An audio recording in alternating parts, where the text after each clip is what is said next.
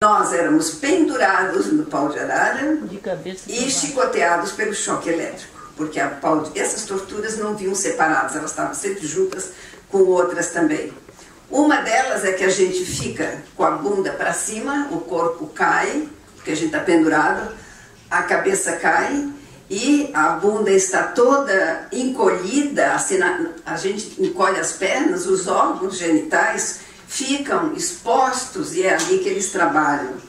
Testículos, pênis, vagina, ânus. De tal maneira que um estudante de medicina chamado Charles Schreier, que tinha passado por ali alguns meses antes de mim, faleceu, morreu, foi assassinado, porque enfiaram no ânus dele algum objeto, tipo um cacetete de polícia. E, evidentemente, ele dilacerou seus intestinos e arrebentou artérias calibrosas e houve uma hemorragia intensa, ele não foi socorrido a tempo e ele veio a falecer. No pau de arara houve um outro caso, chamava-se Merlino. Ele ficou muito tempo no pau de arara e, na medida que o pau fica aqui no meio dos tornozelos, do joelho, a circulação toda fica impedida de acontecer. Então, não havendo circulação, não há oxigênio para as células, nem para os músculos, e as carnes apodrecem. E esse menino faleceu dessa maneira, não recebeu atendimento por ter permanecido muito tempo no pau de arara. Então, quando há uma morte assim repentina, de um dia para o outro, como a gente supõe que o Paulo Wright tenha sofrido isso, né, que ele tenha falecido em 2 dias, 3 dias, 4 dias, acho que ninguém tem certeza, parece impossível que de tanta pancada se consiga matar uma pessoa assim. E a mesma coisa com Vladimir Herzog, que entrou andando. Ele pertencia ao Partido Comunista Brasileiro, foi convocado para depor, isso já em 75, né? E de lá ele morreu, em torno de 24 horas ou 48 horas ele morreu. Então simularam aquele suicídio, aquele enforcamento, que acabou até provocando uma série de reações por parte da sociedade brasileira e que levou à queda de um general lá qualquer, Dillermand, parece, que era chefe de qualquer coisa ligada à segurança, à tortura, qualquer coisa assim. Bom, então, eu relatei para vocês esses tipos de torturas que eu passei. Mas estava na minha bolsa, né, além daqueles objetos, uma porção de endereços de meninas que trabalhavam na fábrica, com quem eu iria manter contato. E eles me deixaram sozinha ali, talvez para ver como eu reagia quanto ao conteúdo da minha bolsa. E eu fiquei bem quieta, porque eu imaginei, eles estão me espionando, né? Então, conforme eu mexesse ali, estava o postal do Paulo, eu só tentando mentalizar que aquele postal ali não fosse percebido, porque não era fácil não era difícil de imaginar um postal que está comigo, que está sujo de batom com o formato dos meus lábios, era porque eu tinha beijado aquele postal. E estava o nome do Paulo. Mas eles também não perguntaram, e aquele postal passou e ficou, felizmente, nada. Eles não tiveram absolutamente nenhuma possibilidade de me relacionar com o Paulo Wright. E isso passou. Mas tinha um bilhete assinado, não assinado, um bilhete assim, dizia para encontrar tal hora em tal lugar, né, tal dia, que era do Marcos Arruda. E eles focalizaram naquele, e eu não tinha como fazer desaparecer aquela prova. Tentei mentir de todas as maneiras, e quanto mais eu mentia, mais eu enrolada ficava, porque eu não estava acostumada a mentir. Eu nunca menti, desde criança fui ensinada a não mentir, a sempre ser honesta e contar a verdade. Não era de uma hora para outra que eu ia trabalhar com teatro, com invenção, com isso, com aquilo. E ali era necessário isso, porque eu estava lidando com os meus inimigos, então eu tinha que saber mentir, não soube mentir, e eles me pressionando para levar ao encontro do Marcos. a questão do tempo de tortura, assim, que eu acho importante a gente relatar. Eu fui preso umas 3h30, mais ou menos. Fui levada para a Rua Tutóia, onde funcionava a Operação Bandeirantes, e lá... o que é que eu ia dizer? Tempo de tortura. Perdi. Tempo de tortura. Sim, sim. Devia ser em torno de 4 horas que começa a pancadaria. 4 horas da tarde, 16. Eu só me lembro que no fim do período daquela equipe, que a Derlei também relatou, que eram 3 equipes, elas trabalhavam 24 por 24 horas, né? E então, quando eles terminaram, era 6 horas da manhã, quando eles me jogaram na cela, ou me levaram até a cela, eu ali desmontei como se fosse um saco de batata, assim, desmontei. Não sei se dormi ou não dormi, eu sei que às 8 horas, 2 horas apenas de descanso, eu tinha sido torturada das 4, mais ou menos, da tarde até às 6 horas da manhã do dia seguinte. Às 8 horas a segunda equipe já foi me buscar, que era do capitão Albernaz, a Derlei já relatou o nome dele, que era sádico, doente, esse homem. E fui descansar, eram umas 4 horas da madrugada do mesmo dia, então às 8 da manhã até às 4 horas do outro dia. Então eram sessões muito prolongadas, muito difíceis, eram uma coisa assim onde a gente lutava pela vida, esgrimia, de tal forma, assim, o cérebro ficava tão concentrado naquela relação que eu não me lembrei de ter feito xixi, não me lembrei nunca de ter ido ao banheiro para fazer cocô, não tive sede e muito menos fome. Também eles não davam alimento para quem estivesse sendo torturado, porque evidentemente poderia causar uma convulsão, né? uma coisa, vômitos e talvez até sufocamento.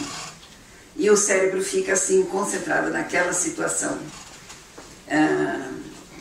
Bom, aí eu acabei, por fim, não resistindo mais, e concordei de levá-los ao encontro com o Marcos Sepúlveda.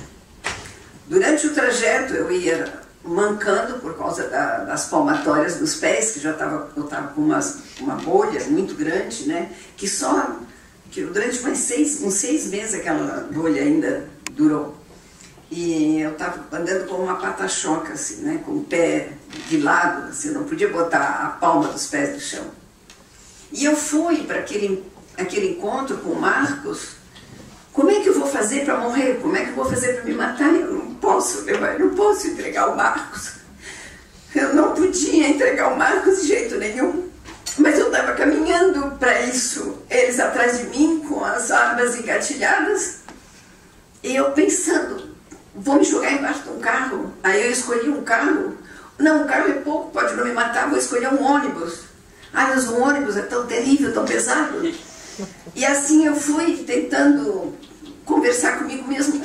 Eu olhava para os lados, a coisa mais fácil era me jogar para o carro.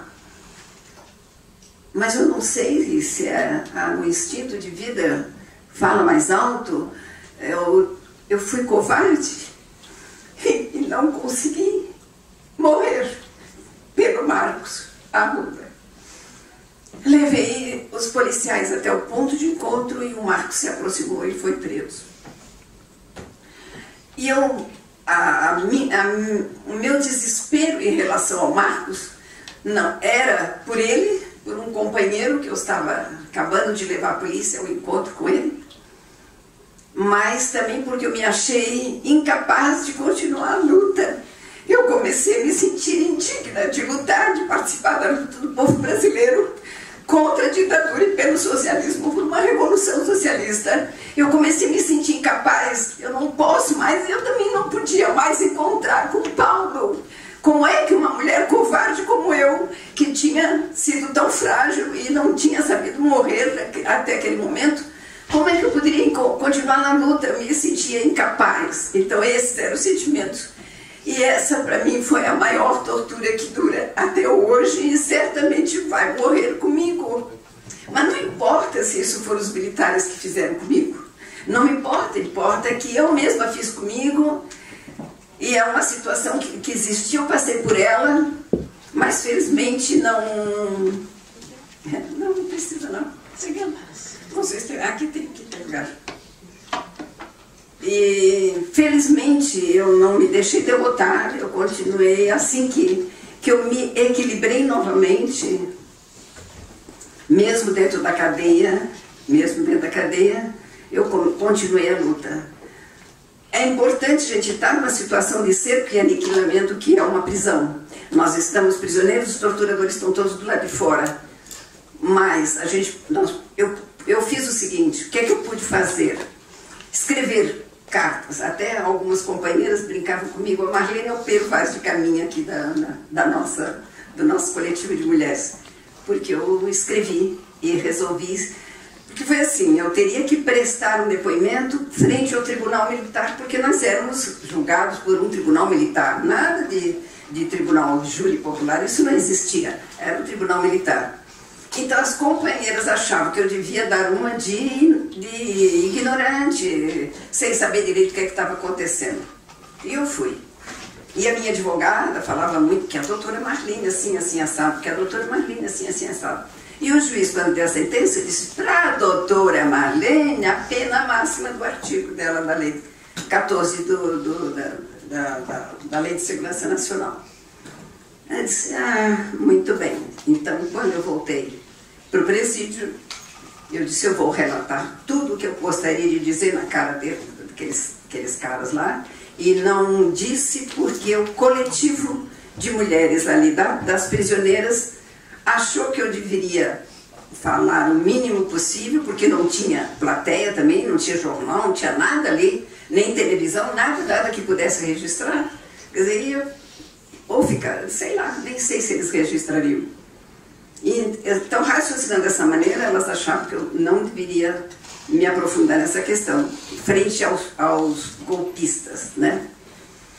Eu concordei, embora não, quer dizer, obedeci, embora não concordando.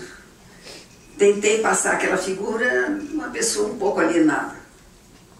Mas como eles me deram a pena máxima, eles compreenderam que eu não era tão alienada. Quando voltei para o presídio, não demorou muito, eu comecei a elaborar uma carta para eu mandar para alguns órgãos importantes, né, da sociedade brasileira e para a Anistia Internacional.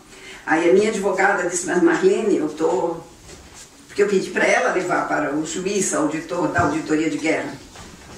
Ela disse, eu estou tentando te tirar da cadeia, se tu colocas essa carta, tu vais pegar mais uns 10 anos de cadeia.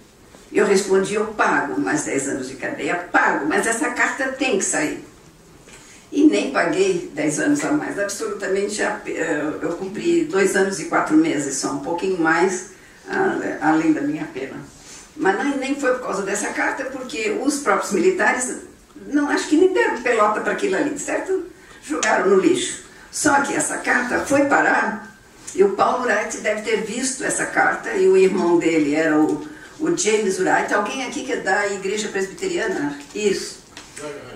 O James Wright, que era irmão do Paulo e era bispo da Igreja Presbiteriana, e Dom Evaristo Arnes, da Igreja Católica, eles formaram um conjunto de religiões, parece que era Conselho Mundial de Igrejas, uma coisa assim.